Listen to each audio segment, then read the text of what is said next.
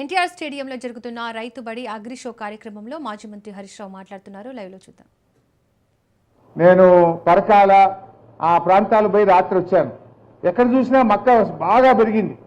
ఏంటి ఇంత పెరిగింది మొక్కజొన్న అంటే, సారి దిగుబడి బాగా వస్తుంది, 35-40 క్వింటాలు వస్తుందని చాలా మంది రైతులు ఈసారి మక్క పెట్టారు.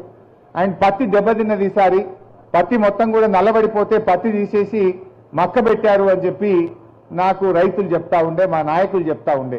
అంటే మరి ఈరోజు అమెరికా నుంచి భారతదేశంలో పంట పండించిన దానికంటే తక్కువ ధరకే అమెరికా నుంచి రేపు మక్కలు వచ్చి పడితే మన రైతు పరిస్థితి ఏంటి? ఎందుకు ఈ అగ్రిమెంట్ చేయాల్సి వచ్చింది? మరి ఈ అగ్రిమెంట్ వాల్యూ ఎంత అంటే $500 బిలియన్. అమెరికాతో చేసిన ఒప్పందం విలువ $500 బిలియన్. అంటే మన రూపాయల్లో లెక్క పెడితే 45 లక్షల కోట్ల రూపాయల అగ్రిమెంటు ఇవాళ భారత ప్రభుత్వం అమెరికాతో చేసింది. 45 లక్షల కోట్ల రూపాయల మొక్కజొన్న, జొన్న, సోయాబీన్ మరి తదితర పంటలు అమెరికా మన దేశం మీద పంపితే ఈ దేశ రైతుల పరిస్థితి ఏమవుతుందో ఒక్కసారి ఆలోచించాలి. అంటే మనం చేసే అగ్రిమెంట్లు మన రైతులకు భరోసానియాలి, భద్రతనియాలి, రైతుకు మద్దతు ధర పెరగాలి. కానీ ఇబ్బడి ముబ్బడిగా విదేశాల నుంచి వచ్చి ఇక్కడ పడితే ఈ రైతుల పరిస్థితి ఏమవుతుందో ఒక్కసారి ఆలోచించాలని చెప్పి రైతుల పక్షాన నేను భారత ప్రభుత్వానికి కూడా విజ్ఞప్తి చేస్తా ఉన్నా. ఎందుకంటే మరి మన ప్రాంతం చాలా రేపు రైతులు ఇప్పుడిప్పుడే కొంత బాగుపడుతున్నటువంటి పరిస్థితి. ఆయిల్ పామ్ తోటలు పెంచాలని ఒకవైపు మనం ప్రోత్సహిస్తా ఉన్నాం.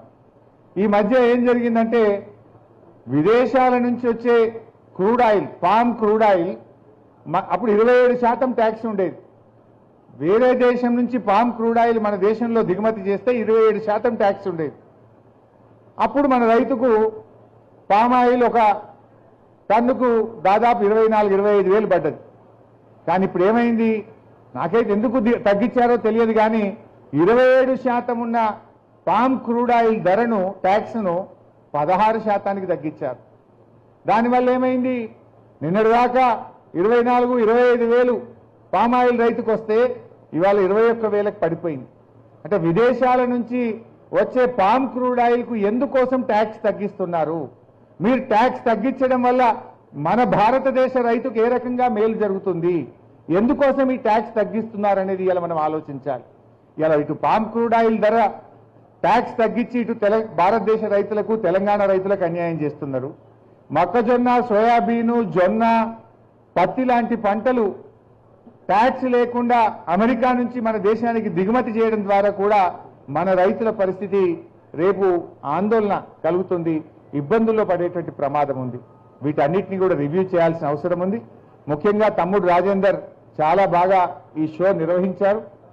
ఈ రాష్ట్ర ప్రభుత్వం కూడా ఇలాంటి కార్యక్రమాలు ప్రభుత్వం చేయాలి.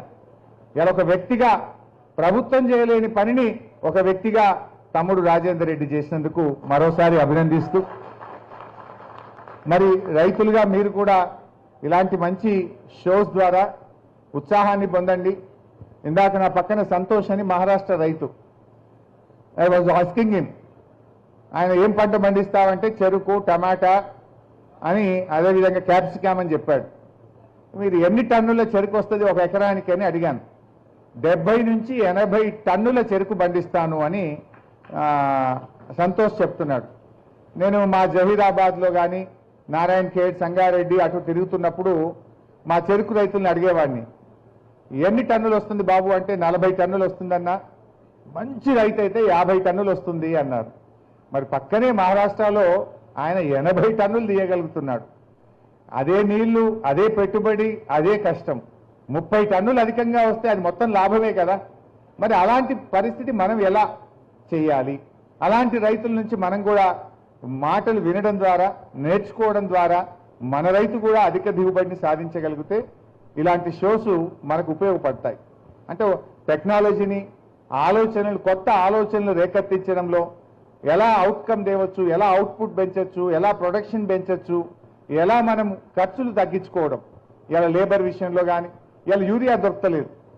యూరియా దొరకక నేను చూస్తున్న ఈ మధ్యలో గ్రామాల్లో పోతే అంతా డ్రోన్సే కనబడుతున్నాయి. ఏందబ్బా ఇవాళ కొత్తగా డ్రోన్స్ వచ్చినాయంటే, అన్న ఈ యూరియా దొరకలేదు కనుక లిక్విడ్ యూరియాని తెచ్చి డ్రోన్ ద్వారా రైతులు చల్లే ప్రయత్నం చేస్తున్నారు.